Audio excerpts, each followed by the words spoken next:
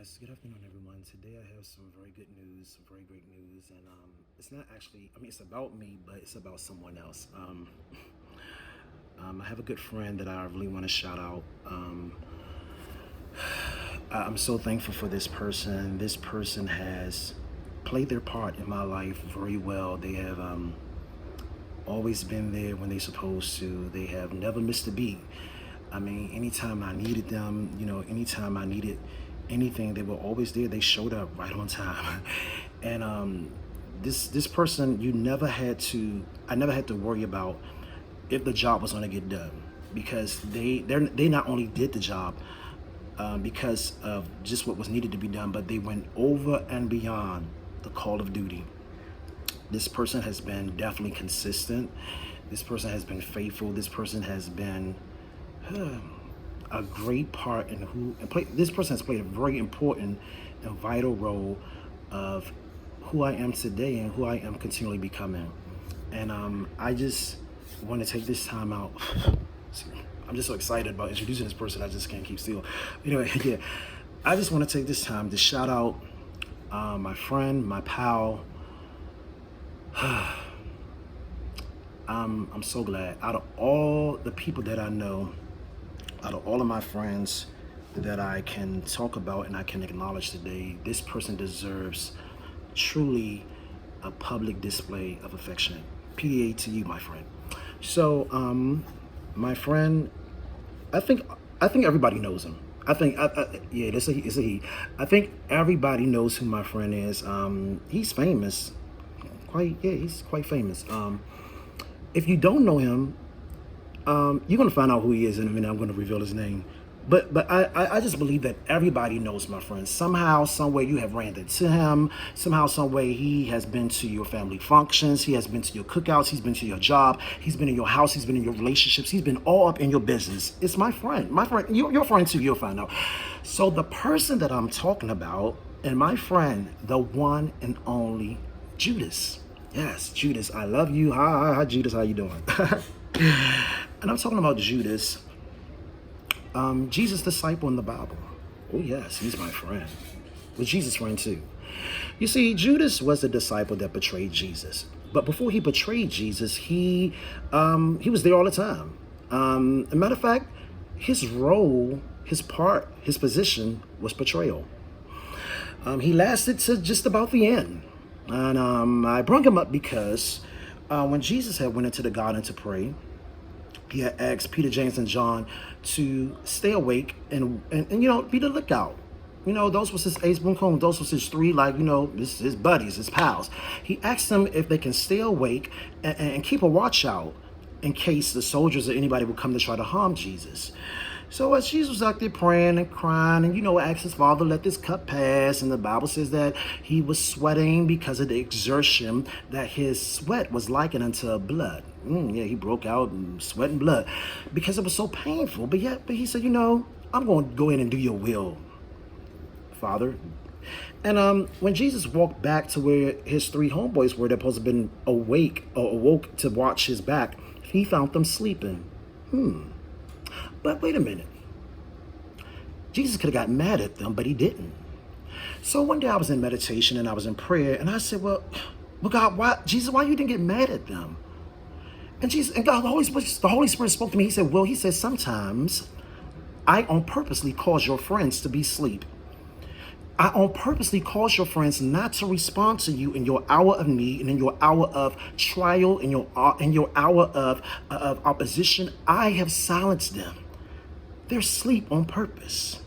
Because if they were awoke, then they would have went back there, because they would have heard all of the agony and the pain that you were in, and they would have ran back there, try to stop you from praying and try to stop you from experiencing the fullness of the agony and the pain that you were experiencing. So the agony and pain that Jesus was experiencing, he had to experience it in order for him to fulfill his divine purpose in the earth. Could you imagine Peter? Peter, he was a disciple that had a little attitude, and he was always good with the knife. Yeah. Could you imagine some of your friends running to jump in to save you? Any good friend would do that. If you heard your friend screaming in the back, you said, wait a minute, that's my friend, I gotta go. And you would do anything that you can to stop the situation from developing any further. But the disciples, those three, they had to be asleep, because if they were attentive, they would have heard Jesus back there going through the pain, and they would have ran back there to try to stop him. And if they would have did that, they would have messed up him submitting to the will for his life. So sometimes in our life, when we are in situations and we look to our best friends, and we look to those people that are close to us to be able to understand and be able to tap in to hear us and to put a call through and check on us, sometimes they don't. It's just not going to happen. And it's not because your friends don't care about you. It's not because they don't love you. It's not because they don't love you, or they don't care about you, or they're not there to support you. It is on purpose for them to be asleep, so that you can embrace the fullness of who you are without any distractions. That can be done right there. That's a word. So let your friends go ahead and get their rest. They're going to eventually wake up. And let me tell you how the people. Oh, thank you. Yes. So your friends are not asleep on purpose because they don't care. They're not calling you or ignoring your text, or not tapping in to see that frown on your face in the midst of you smiling. They're not hanging out with you and just ready to party, and they can't hear your crying sob. Because let me tell you something, when they wake up from sleep, they'll be like Peter. As soon as Jesus came out there and woke them up and said, y'all wake up, the Bible said that the soldiers came. And Peter immediately took out his sword and cut off the soldier's ear. See, he was still a friend.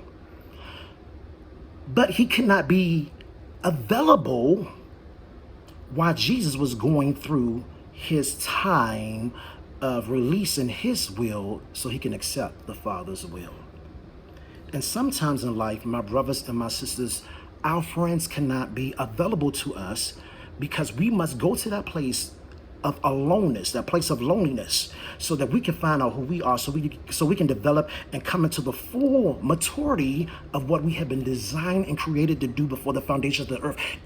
Let me say, for my friends out there, if you're asleep, go ahead, stay asleep.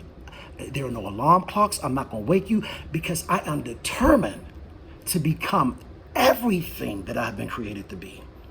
And I don't need nobody to wake up until I release my will and accept the divine will of God for my life. That's a little point. So let's get back to Judas. Thank you, Judas. So Judas now comes in after Peter cuts off the ear, and Jesus had to put the little ear back on and say, Judas, stop. He was created with two. Why would you cut off that one? But anyway, calm down, Peter. We know you're not cut. Wait a minute. You know what I'm saying? In life, sometimes you gotta have some friends that know how to cut. Hey, where my cutters at? But anyway, so Judas comes, and this time he has told the soldiers where Jesus was at. He had got word, that Jesus was in the garden praying. I don't know who told him, but just like I said, Judas is on it. He knows everything. And you know what? It's so ironic that, but no, it's not ironic, because the people who tend to know everything about you are usually sometimes the people that will turn against you. Oh yes, but thank you. I need you. Anyway, so as Judas comes and betrays Jesus, he hugs him, embraces him. He shows him affection. Oh, so in the heat of an affection that the person can have for you, that was in the heat of he was about to finish his assignment, or they would finish their assignment in betraying you. Jesus being smart said, you know what, I know what time it is. That's why I kept you around. Ooh, I knew who you were. As a matter of fact, you had to join the 12, because there had to be one to fulfill your purpose and your role. So when Judas hugged him, Jesus said, you know what, let's go ahead and seal this. Jesus hugs him back and gives him a kiss. Wow. And out of all of the disciples in the Bible, out of all 12, out of Peter, even Peter, James, and John, who were close to Jesus, the Bible never says that Jesus kissed Peter and kissed John and kissed James. No. You never see public display of affection with those the three ones that were close to him, that went everywhere with him. But Judas gets the opportunity. Judas gets the wonderful enjoyment of experiencing the public display of affection from Jesus, the one he just betrayed. So in essence, when you are dealing with a situation and you're dealing with the person and you find out and you find out the perpetrator that's going to betray you, let's be like Jesus and say, I kiss you, I love you, thank you so much, because you have now allowed me to go to the next level. Now you move out the way so I can go and finish what I have been created to do. But thank you, you played your part well. Yes. And see, you can only move in that kind of way when you have relinquished your will to be stubborn, when you have relinquished your will to have unforgiveness, when you have relinquished your will to hold a grudge, when you have relinquished your will of thinking that everybody should love you and everybody should praise you, when you say to yourself, you know what, it's not even about me, but it's a greater purpose, it's a greater reason. So I'm going to get hurt. Yeah, I'm going to get talked about. There's always going to be the peanut gallery. There are going to always be people who's going to come to watch the game, but they have no intentions of getting in the game. They just there for the refreshments. They're just there to get the hot dogs. They just there to be in a, they just fill seats. And there are some people that are going to be connected to us. There's some people that are going to be around us, and they are seat fillers. Let them come. Because guess what? They bought a ticket. Ha! They may not like me, but they bought a ticket to watch me play and watch me win. You know, let me tell you, that's what the Bible said. I will prepare a table before you in the presence of your enemies. But it never said that the enemies would sit at the table. I'm just going to prepare. I'm just going to allow them to watch me prepare. Whew. Oh, wow. So don't tell your enemies to go away. You already know who they are. You don't have to frustrate yourself and get all bent out of shape. The Bible even says he says, I'm going to prepare a table for you in the presence. So your enemies is going to stand around and watch your table be prepared. They're going to see all the goodies on your table. They're going to see all the fine china on your table. They're going to see all the things that you're about to get. You don't have to hate them, because the table will frustrate them. So anyway, let's go, because I'm almost done. So, Jesus kissed him and stuff like that. And Judas was so overtaken by the guilt and by what he did that Jesus did not have to cuss at him. He didn't have to call him out. He didn't have to disrespect him. Jesus did not have to step out his character. He remained in character even in the midst of being deserted and betrayed. And the guilt and the powerful level of intimacy that was authentic. Oh yes, the authentic intimacy that the kiss gave the authenticity of the kiss that Jesus gave Judas was so powerful and so strong that it caused Judas to run, and he eventually hung himself and committed suicide. Wow. Let me tell you something. You don't have to get your hands dirty. You don't have to wish evil upon nobody. Don't do that. Love your enemies. Love those people who talk about you. Just love them. You can't change the role. We want people to do better. We want people to treat us good. But let me tell you something. That's whether you get it or not. People are going to treat you wrong. It's going to happen. They're going to talk about you. They're going to be your friend on Monday. Going to hate you on Tuesday. I was thinking how, there's some people that I had to say goodbye to. But when I was friends from them, I was, oh, Will, you're the greatest. Will, thank you for helping me out. Will, thank you for praying for Will. And you would have thought that I was the best thing that happened. But as soon as I said, I'm so sorry, I can no longer live in this place. I must move on.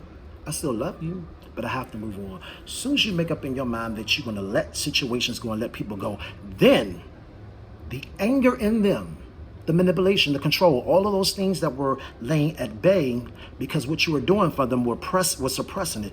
Oh, your actions of kindness was suppressing their attitude of negativity that was really against you. You got to believe it. As soon as I let them go, then I hear all this stuff. You're fake. You think you all of that. I couldn't stand you. I hated being your friend. I was like, oh, wow.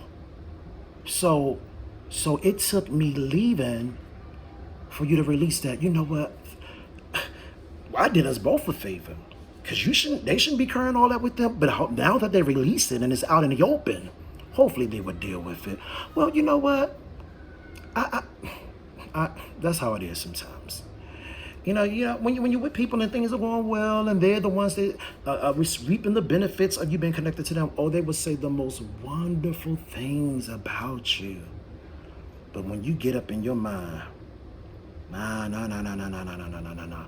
You have disrespected me long enough. You have pressed me down long enough. You have belittled me. You have minimized who I am. You do not care about me. You don't honor me. You don't respect me. You treat me like trash. You know what? I gave you, but then again, you take it back and say, you know what? I was expecting something from you that you didn't have the ability to give it to me. Matter of fact, I apologize. My apologies. I needed a college level of love, yet I understood that you were only operating in the elementary level of love. How dare I expect for you to operate on a college level when you're still in elementary school? My apologies. I'm sorry. I stretched you. And that's why things were going crazy, because I put something before you that you cannot analyze and you cannot comprehend. So, my bad. Let me take my college love somewhere else. And that somewhere else is, let me take it back to me. Yes. So, let me wrap this up. So, thank you, Judas. Thank you for your betrayal. Thank you for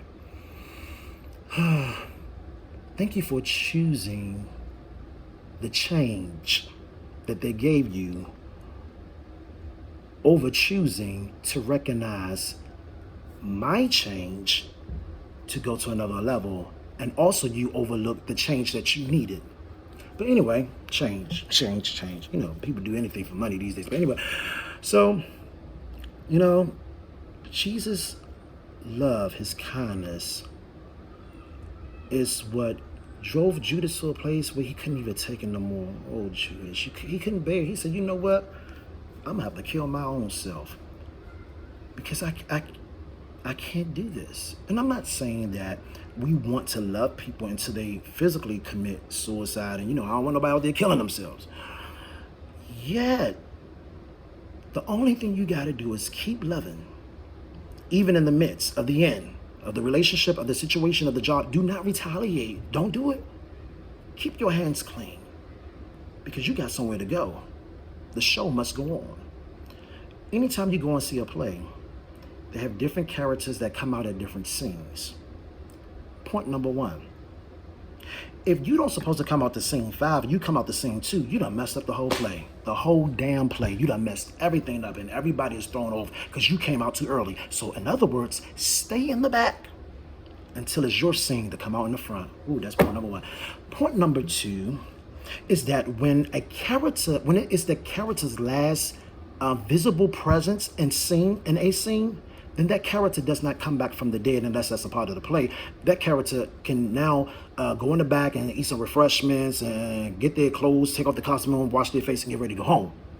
Because if you die in scene 5, you're not coming back in scene 8.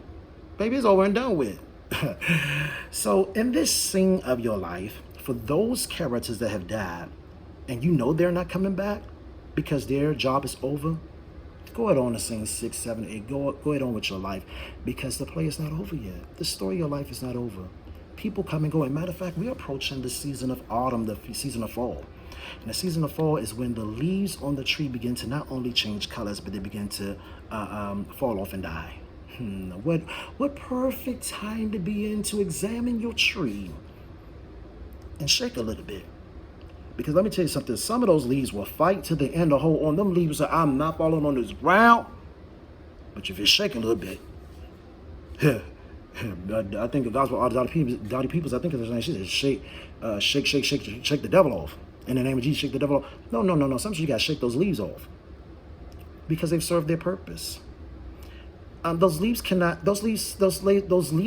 are not getting any nutrition, and they're not getting any life support, because the tree has said, I'm cutting you off. I'm done being your provider. I'm done being the one that's taking care of you. I'm done being the one that is paying your bills. I'm done being the one that's always taking you out to eat. I am done being the one that's taking care of you. Because you don't even, well, why am I taking care of you? If I'm taking care of you, I need to claim you. But yeah, so I'm so glad I was able to introduce you all to my friend. If y'all see him, tell him we'll say thank you. But anyway, but you don't have to tell him thank you for me. There's some of you that need to tell Judas thank you.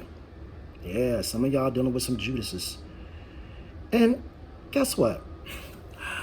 Me, I love looking up words. So I looked up Judas' name, and Judas' name means praise.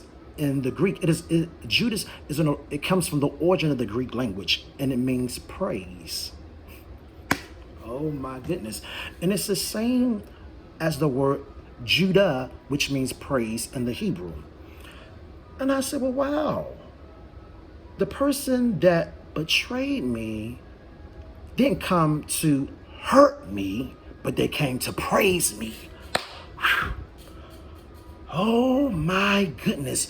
The person that you think has come to take you out is really the person that is about to help you get into your place.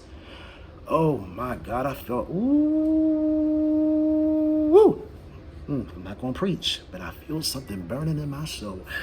So that's what we got to do. We got to change our glasses, because there are certain kinds of glasses. There are the glasses that you have for seeing and the glass that you have for reading. Some of you all have been reading too much, and now it's time to put on the glasses so that you can see. Yes, open your eyes and see that the person that came to do you wrong has actually come to do you right. Yay! Yes, my God. But that's all I have for you today, folks. As always, we love you. We thank you so much for not supporting us, but supporting yourselves. And we're just so excited about what is happening. We're excited about you know what? Let me say something. I'm excited about you. I'm excited about your future. I'm excited about what you have to offer. Let me say something. For those of you all that have businesses, that have ideas, keep pushing. Don't let nothing stop you. Don't let nothing block you. Don't let nothing come to throw you off track. Stay focused and push. You hear me? Push. Because it's going to happen. Don't accept no. Don't accept it. I don't care if you don't have a high school diploma. I don't care if you don't have a college degree. Let me tell you something. There are some jobs that I walked into and was paid good money. I didn't have no degree, but they wanted me. So anyway, let me tell you something. It is not so much your education that will open the door for you or open the opportunity, but it is your passion and your heart that will get you to the place where you need to be, where you were destined to be. Have a love for people. Have a passion for people. Love people. Tell somebody today. Encourage somebody. Encourage a stranger. Tell a stranger, you know what? I like your dress. I like your shoes. And let it be authentic. But let me say some authentic passion will produce the progress that you need to reach your full potential. I love you. I'll see you soon. And I'm always here to encourage you. I'm always here to push you to your maximum capacity and beyond. Because just when we think that we can't grow no more, let me tell you something, you're going to grow forever. Isn't that something? I'm growing every day. So I love you. God bless you. And we will talk to you soon. Be blessed.